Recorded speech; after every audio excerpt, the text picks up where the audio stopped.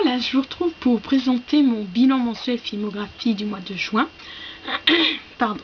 Mais avant que je reprenne ma critique sur le film de Céline Sciamma, donc Naissance des pieuvres, si vous permettez, j'aimerais donc juste vous reciter les films que j'ai vus, parce que en fait je me suis aperçue que j'avais oublié de... Voilà, j'ai sauté des films de Highlander, je suis passée à Coraline, et j'ai sauté Hook ou La Revanche du Capitaine Crochet, et également donc après vous avoir présenté donc le film de Brad Anderson, donc ce Call, je suis passée directement à Naissance des pieuvres, loupant La Faille, donc réalisé par Grégory Oblit. Donc je vais donc vous reciter les films que j'ai vus, donc jusqu'à Naissance des pieuvres. Donc le samedi 1er juin j'ai regardé Le Pack des loups. Attendez, je juste... Non, c'est bon. Oui, je sais, ça retarde à chaque fois, mais bon. Donc réalisé par Christophe Gans. Ensuite j'ai revu Les Berkman se séparent, donc réalisé par Noah Baumbach, donc j'ai revu le mardi 4 juin. Iron Doors, réalisé par Stéphane Manuel, donc le vendredi 7 juin. Et donc nous en venons à Hook ou La Revanche du Capitaine Crochet, donc réalisé par Steven Spielberg, que j'ai revu le samedi 8 juin, dont je vais vous lire ma critique. Mais avant, comme d'habitude, le résumé. Peter Pan a grandi. Il est devenu Peter Banning, enfin bref, un brillant avocat d'affaires qui n'a plus aucun souvenir de son formidable passé. Mais le capitaine Crochet, lui, n'a rien oublié. Il veut se venger une fois pour toutes de Peter Pan. Pour l'attirer à lui, il enlève ses 2 enfants. Peter parviendra-t-il à les sauver? Donc comme je dis parfois, c'est dingue comme dans la vie, tout dépend de petits détails. En l'occurrence, ce qui m'a donné envie de revoir ce film, c'est parce qu'un jour, toujours notre formatrice de français, histoire géo et PSE, donc prévention, santé, environnement, a comparé l'un des élèves du CAP, donc en fait c'est le fameux Dylan, que je vous avais fait, je vous en avais vaguement parlé quand je vous avais présenté les 10 livres que je voulais lire cet été. Donc voilà, elle l'a comparé à Peter Pan, ce à quoi il a répondu, en plus pour de vrai, ma soeur s'appelle s'appelle Wendy. Donc voilà, c'est ça qui m'a redonné envie de le revoir, et puis comme d'habitude, c'est l'occasion de le noter. Comme petite parenthèse, ce soir, j'ai vu qu'il repassait en deuxième partie de soirée La Guerre des boutons, puis voilà, j'avais envie de me regarder un film ce soir, et puis j'ai revu ma longue liste, donc, qui se présente comme ça, donc la longue liste que vous pouvez retrouver sur mon blog des films que j'ai pas vus. Et voilà, comme j'avais envie d'un petit film détente et j'avais souvenir d'avoir vu sur le programme qui repassait, j'ai demandé la confirmation à ma mère, et donc voilà, ce sera le cas de l'occasion de le noter. Enfin bref, petite parenthèse fermée. Oui, donc aussi loin que je m'en souvienne, je pense que c'est Steven Spielberg qui m'a fait connaître ce personnage de Sir James Matthew Barrie. Et encore, dans sa version, il l'a fait grandir et marier. Par conséquent, n'ayant jamais lu le livre ni vu l'adaptation de Disney, je fus désorienté et sans enthousiasme à l'histoire. De plus, cette dernière m'a paru si enfantine et longue que j'avoue m'être ennuyé. En conclusion, si Hook ou La Revanche du Capitaine Crochet a gagné une étoile, c'est grâce aux interprétations convaincantes de Robbie Williams, toujours, et Julia Roberts, ainsi que ses moments intéressants, les scènes évoquant la jeunesse de Peter Pan et l'ombre de ces derniers, et quelque peu émouvants. Ouais, donc en parlant de... Oui, les moments qui sont quelque peu émouvants. Voilà. Alors ensuite, donc nous continuons. Donc après j'ai regardé Coraline, donc le mercredi 12 juin, donc réalisé par Henry Selick. Pardon. Ensuite j'ai revu donc Flipper, réalisé par Alan Shapiro, donc le jeudi 13 juin. Ce Call, je vous avais dit la critique, réalisé par Brad Anderson le samedi 15 juin. Et donc le film que j'ai une nouvelle fois, donc que j'ai zappé, c'est La Faille, donc réalisé par Grégory Oblit. Ah, Oblit, et pas Hobbit. Donc j'ai revu le dimanche 16 juin. Donc comme vous pouvez voir, j'ai alterné entre films que j'avais jamais vus et films que j'avais déjà vus. Et donc en fait, bon, je vais vous lire l'histoire avant, comme d'habitude, vous parler mes petites anecdotes et vous donner mon avis. Alors, lorsque Ted Crawford découvre que sa jeune épouse le trompe, il décide de la tuer, mais en mettant au point le crime parfait. Alors que la police arrive sur les lieux du drame, l'inspecteur Rob Nunali a deux surprises. La victime n'est pas morte et c'est la femme avec laquelle il avait une liaison. Avec Crawford, qui va avouer la tentative d'homicide, Willie Beshum, un ambitieux procureur adjoint sur le point d'intégrer un prestigieux cabinet d'avocats, se voit confier cette dernière affaire. Mais dans la partie qui s'annonce, rien n'est aussi évident qu'il y paraît. Dans un redoutable jeu de manipulation, l'affaire va tourner à la confrontation de deux hommes qui ont chacun besoin de la défaite de l'autre pour servir leur plan. Entre mensonges et ambition, entre faux semblants et orgueil, l'affrontement va aller bien au-delà de ce que chacun avait prévu. Donc comme je vous expliquais, donc comme vous avez pu le remarquer, j'alterne donc puis depuis pas mal de, enfin ces derniers mois, donc j'alterne entre les films que j'ai jamais vus et puis des films que j'avais déjà vus mais que j'ai pas noté. Et donc ce dimanche 16 juin, j'avais envie de regarder un film détente mais pas forcément humoristique, et puis donc un film un peu plus approfondi mais pas trop, parce que voilà, des fois il faut être vraiment bien concentré et comme je vous expliquais, comme l'autre jour je voulais me regarder Apparence, mais voilà, j'avais peur que mon état d'esprit fait que j'avais peur que voilà, ça serait fatal, si je pourrais dire, pour sa note. Donc là en l'occurrence, encore une fois, j'avais envie de revoir Apparence, mais voilà, je me disais oui mais est-ce que, enfin voilà, et donc en fait j'avais peur de pas l'apprécier à sa juste valeur, et donc ça se ressent dans la note. Et donc en regardant bien attentivement cette fameuse liste que j'ai remis derrière moi, donc je me suis arrêtée donc sur ce film de Grégory Hoblit. Et bon, je me suis revu la bande-annonce. Bon bah voilà, comme toujours les bandes-annonces, c'est toujours prometteurs. Ils sont toujours prometteuses, ouais, donc voilà, en mettant comment dire, en sélectionnant bien les passages où il y a du suspense, tout ça, en remettant des phrases, waouh, tout ça, enfin bref. Et donc voilà. Et donc même si, parce que je l'avais déjà vu et j'avais pas gardé j'avais pas spécialement, voilà, chercher le mot, spécialement gardé une bonne impression, puis bon, après je me suis dit bon bah et voilà quoi, encore une fois c'est l'occasion de le regarder pour le noter. Et en fait, hormis le bon duo donc voilà d'acteurs de Anthony Hopkins et le chouchou de mesdames, Ryan Gosling, pardon, oula, que j'écorche pas le nom, donc hormis voilà leur bon duo, je suis tout le temps restée en retrait à l'histoire, parce que vous savez, comme je vous ai expliqué, et ce qui a fait malheureusement perdre, mais bon, que voulez-vous, on change pas, une étoile donc à Philadelphia, c'est que voilà, tous les films qui se passent donc dans un tribunal, donc voilà, que l'histoire, il y a ce lien, voilà, enfin ce lien, comment vous dire, que l'histoire raconte un jugement, tout ça, voilà, moi c'est pas ma tasse de thé, la plupart du temps je comprends rien, donc voilà, c'est pour ça. Donc comme c'est le cas pour La Faille, comme la plupart du temps, voilà, ça se passe pendant le jugement donc de Ted Crawford, voilà, je suis tout le temps restée en retrait.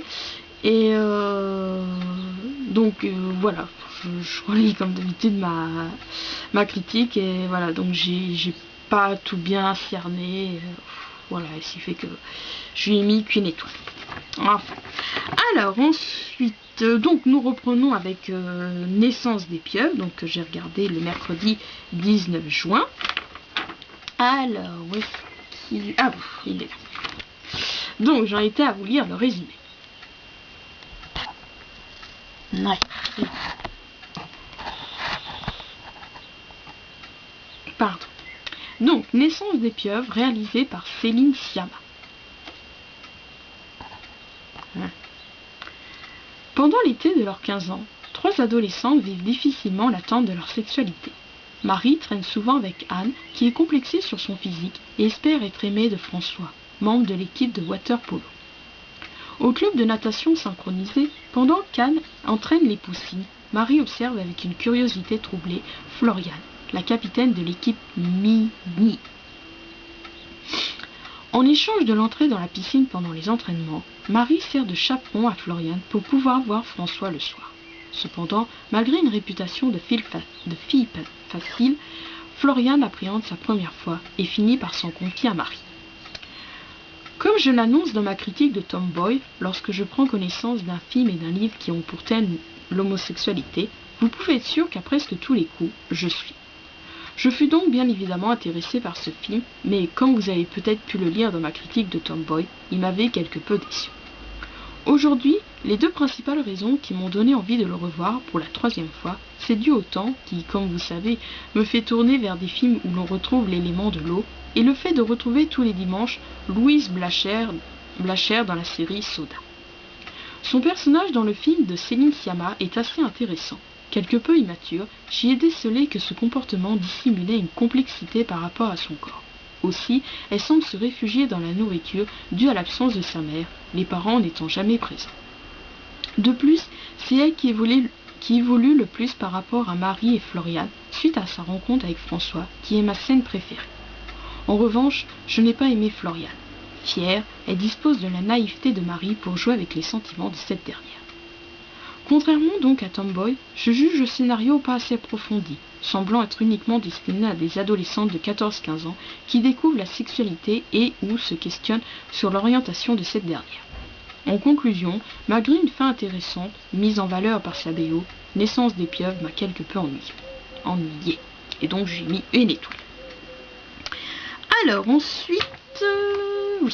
Donc, le prochain film que j'ai vu, ça a été Tout le plaisir est pour moi, donc réalisé par Isabelle Brouet, que j'ai revu le jeudi 20 juin.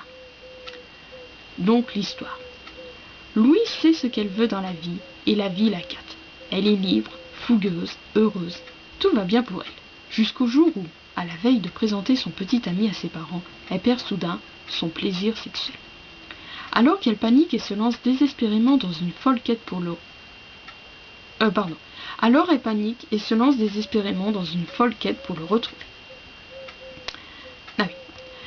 Le magazine Je Bouquine sortant la veille, ce jeudi 20 juin 2013, j'alla aux librairies de Leclerc, Géant Casino et Carrefour, mais aucune ne l'avait. Fatigué de cette course, je décida de me tourner vers des films dont, si je ne profite pas de mon état neutre, je ne les reverrai jamais pour les noter. C'est ainsi que j'opta pour Tout le plaisir est pour moi, bien que je n'en avais pas gardé spécialement une bonne impression.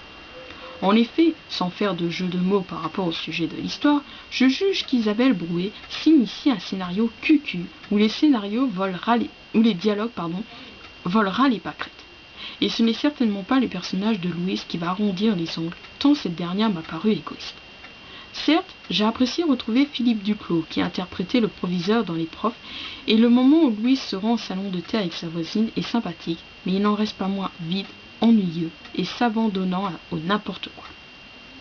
Voilà, donc je vous le conseille pas. Alors ensuite, j'ai revu donc le vendredi 21 juin, donc Les ailes de l'enfer, réalisé par Simon West. Oui.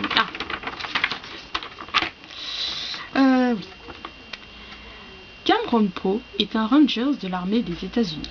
Le soir de son retour à la vie civile, voulant défendre sa femme des assauts d'un ivrogne, il le tue involontairement et doit passer 8 ans sous les verrous. Je suis désolée, mais j'ai tout le temps peur que ça se coupe. Désolée. À sa sortie de prison, il est renvoyé chez lui dans un avion pénitentiaire.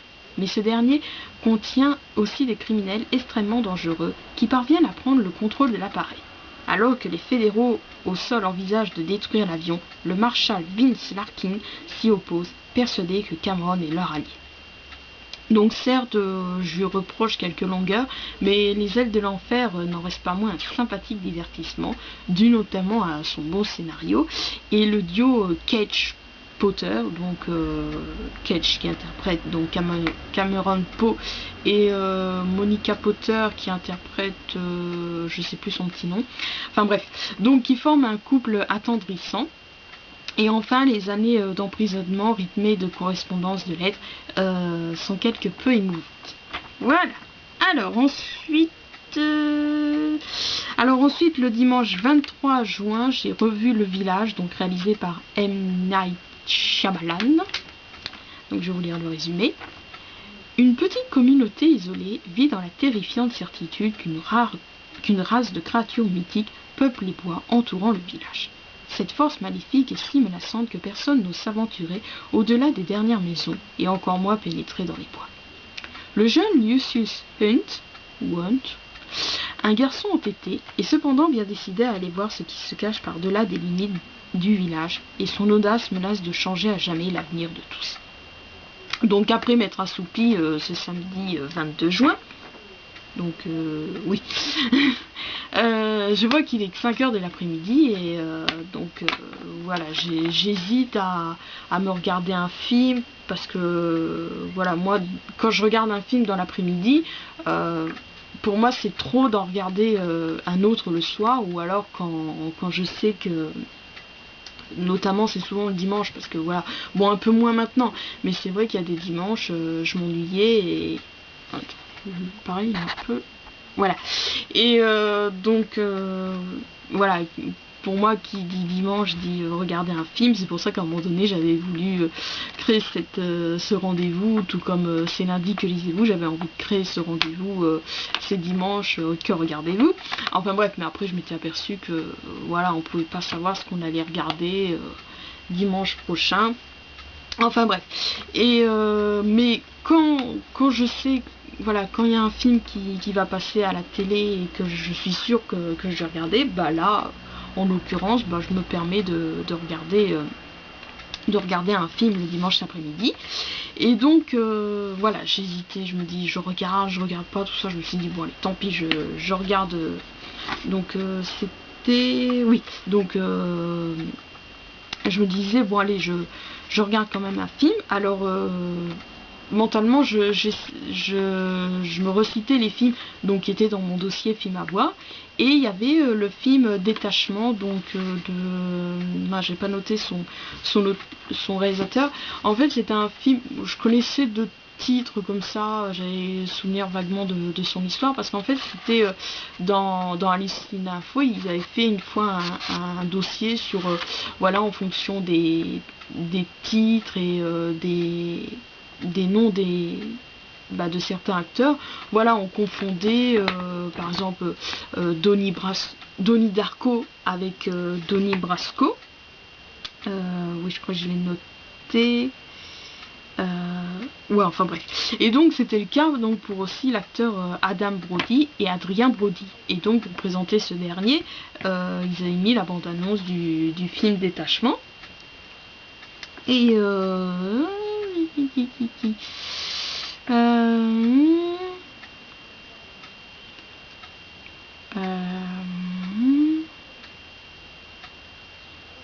ah oui, pardon. Et donc je suis désolée. Et donc c'est comme ça que j'avais découvert ce film, et donc je l'avais voilà, je me l'étais procuré. Donc je relis pour pas que je vous dise de bêtises. Oui, c'était vraiment à cette occasion-là que je l'ai découvert.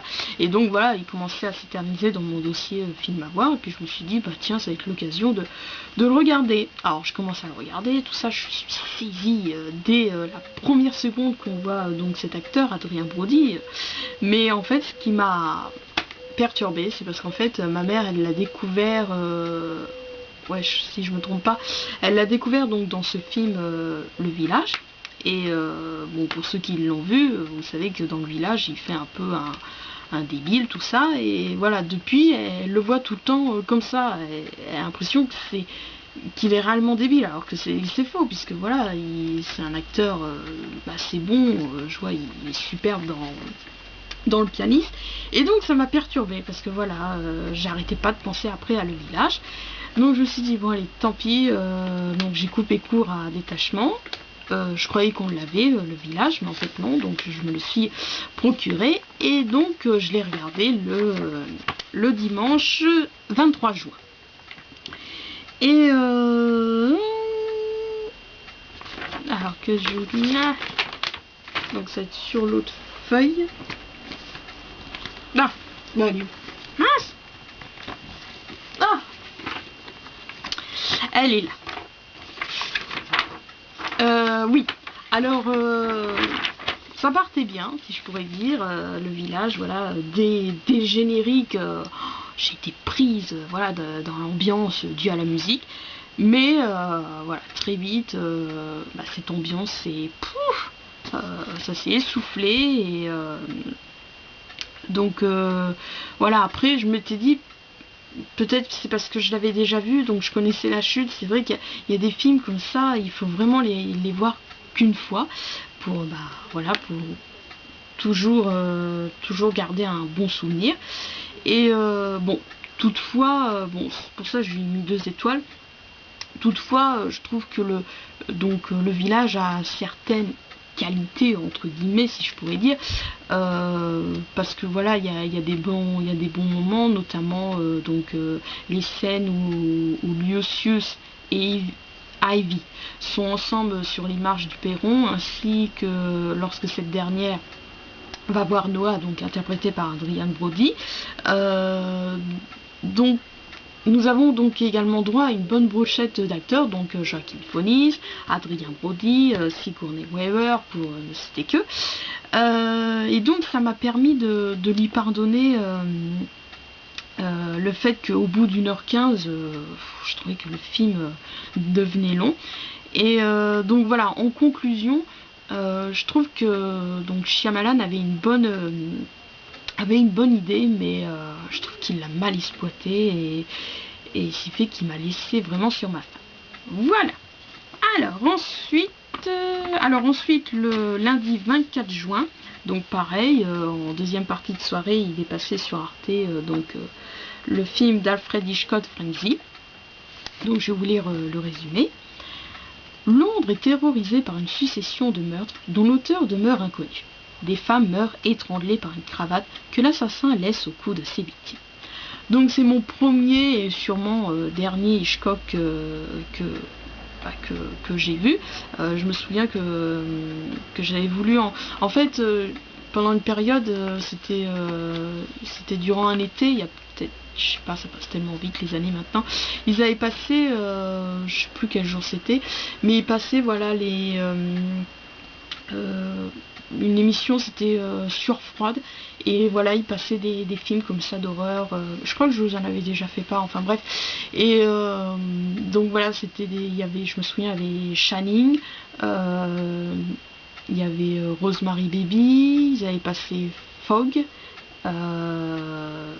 enfin bref, et après ça a été beaucoup des films d'Hitchcock, et je crois que j'avais voulu m'en regarder un, mais voilà, j'ai du mal avec son style, bien que je me prévois éventuellement un jour de me regarder Psychose. Enfin bref, donc le seul pour l'instant que j'apprécie, donc sincèrement c'est Frenzy, bien que je comprends pas ce titre. J'ai cherché, mais bon, après j'ai autre chose à faire. Et donc voilà, je passe un sympathique moment à le regarder, parce que voilà, je trouve que son histoire est bien. J'aime bien le personnage de Richard Bliney, que je trouve charismatique. Après, j'ignore si c'est le fait, comme je vous dis, il est passé en deuxième partie de soirée, donc ce lundi 24 juin. Alors après, je sais pas si c'est le fait que je commence à être fatiguée, mais voilà, je lui ai mis 2 étoiles, parce que c'est sincèrement ce que j'ai ressenti. J'ai ressenti qu'il était pas mal. Alors c'est vrai que des fois, je me souviens, des fois j'ai eu des commentaires en me disant qu'ils comprenaient pas vraiment ma notation, tout ça, donc voilà, mais c'est ce que j'ai ressenti, oui, qui était pas mal. Je lui ai mis 2 étoiles, mais ça reste vraiment un sympathique film à regarder. Alors ensuite, le samedi 29 juin, donc j'ai regardé la secte sans nom, réalisée par Rome Balaguerro. Donc je vais vous lire le résumé. 5 ans après le meurtre de sa fille, Claudia reçoit un coup de téléphone de cette dernière, lui demandant de la délivrer. Aidée d'un ex-policier, à part à sa recherche et va découvrir une terrifiante vérité. Alors, donc c'est là que je vais vous parler éventuellement de mon histoire, que je vous disais que j'allais vous en parler plus, vous allez comprendre pourquoi. Donc, avant de vous donner mon avis, permettez-moi de vous présenter le résumé de ma nouvelle Paranoïaque. À l'aube du dimanche 10 novembre, j'espère que ça va pas couper, que je vais devoir faire cette vidéo, enfin bref, tant pis. À l'aube du dimanche 10 novembre 2013, un trentenaire erre tout près de la forêt de Montargis. C'est Johan Chavot, l'animateur chouchou du jeu Passe-Passe. Accueilli par l'enquêtrice Lola Katsefli, il relate qu'il a été enlevé à la sortie de son travail, conduit jusqu'à cette forêt où là, après un arrêt, on l'a frappé puis violé pour avoir tenté de se sauver. Mais Lola est dubitative. Si les échymoses sont bien présentes, et l'examen médical révèle qu'il y a eu pénétration, l'endroit que dépeint Johan, où il a été séquestré, est inexistant. Et donc, pour décrire cet énigmatique lieu, je me suis inspirée de... Oh, attendez, j'ai pas pensé à aller vous chercher. Ah, pardon.